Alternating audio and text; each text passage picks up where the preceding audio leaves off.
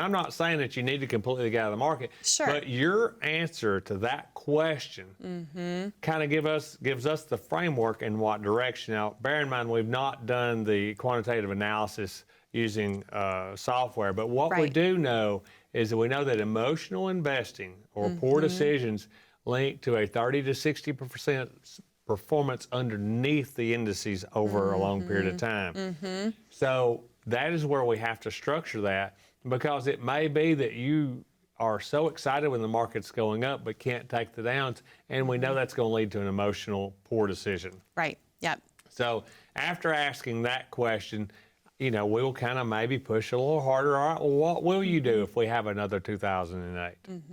Now, how would you answer that? Well, I mean, if before the changes were made, like what would happen? Yeah.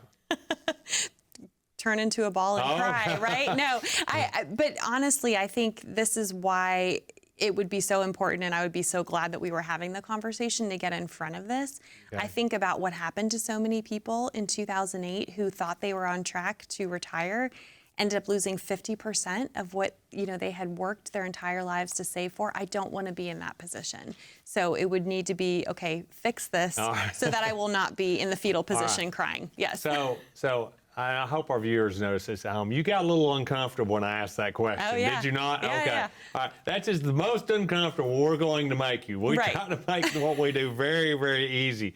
But in that situation, that's hopefully the most uncomfortable you would get. But we have to do that because we have to ask questions that we can generate changes that's going to be in the benefit of the client. For sure. So, if you came back and said, well, I don't know what I would do, but we have to agree that it could happen because it did happen. So when you're building a portfolio, there's three basic things we're looking for. We're looking for a probability of success. Will this portfolio stay within the comfort threshold of the client so that they can get the long-term benefits of staying invested in the markets if that's what they're wanting to do? Number two is, do we have a margin of safety? In other words, what if we plan to have happen, it gets worse than that, okay? Or what is this client still going to be solvent and able to live out their life in a good fashion?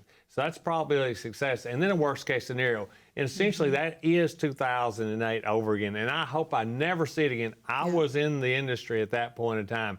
I remember looking around in the industry, and most of my peer group was gone because they just couldn't stomach what happened in 08.